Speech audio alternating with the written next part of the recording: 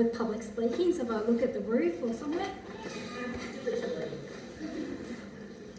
So Urban Dictionary defines joy as a wonderful woman who makes a great friend.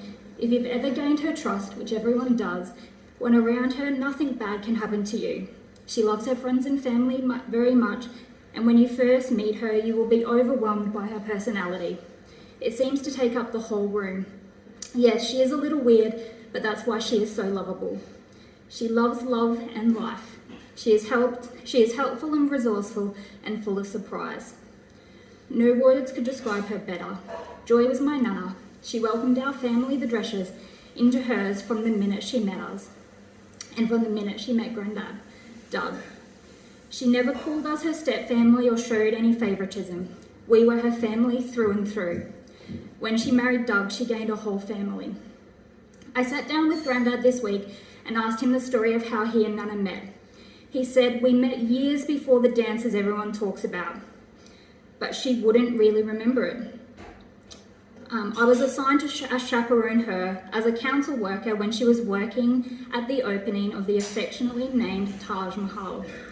She was full of energy and it was fun keeping her in line for the day.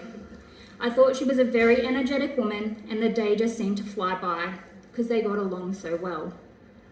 The story of their meeting was always told that they met at a dance in Jimboomba. Grandpa Doug saw that she was sitting on her own and felt compelled to ask this amazing-looking, bright-coloured, energetic woman to dance.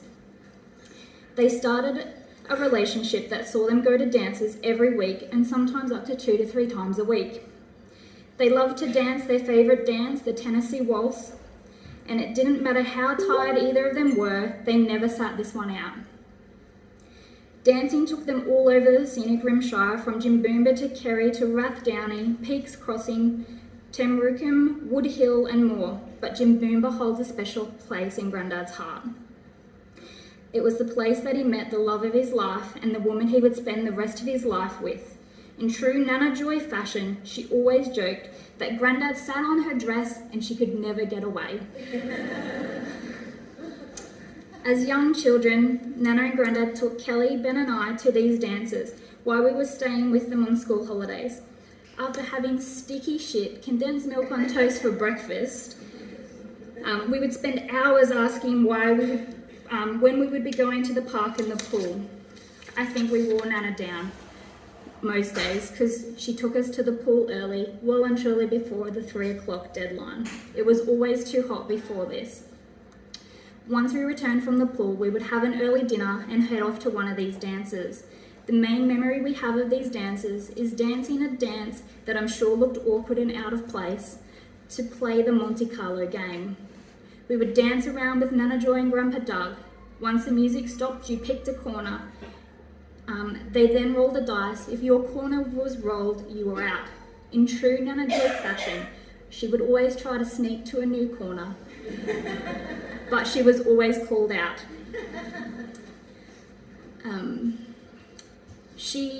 At this point, she would laugh really loud and say it was worth a try. This always got the room laughing too. The Drescher family would like to acknowledge that even though Nana Joy was always fashionably late to events, you always knew when she arrived. She lit up the room with her personality, and she always had something to say.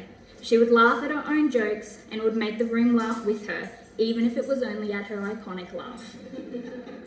She introduced us to the local Chinese restaurant and their amazing prawn toast that Riley, their great-grandson, ate like it was his last meal.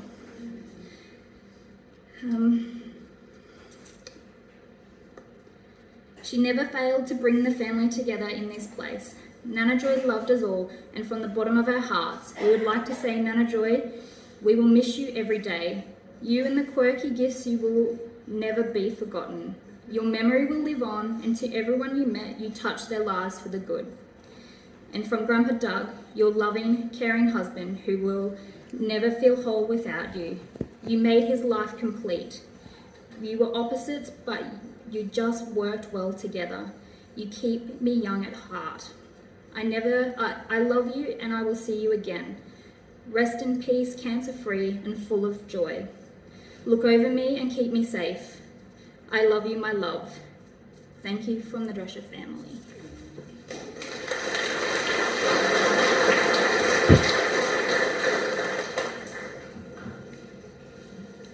With these memories in our hearts, let us now commend joy in God's hands as we please stand.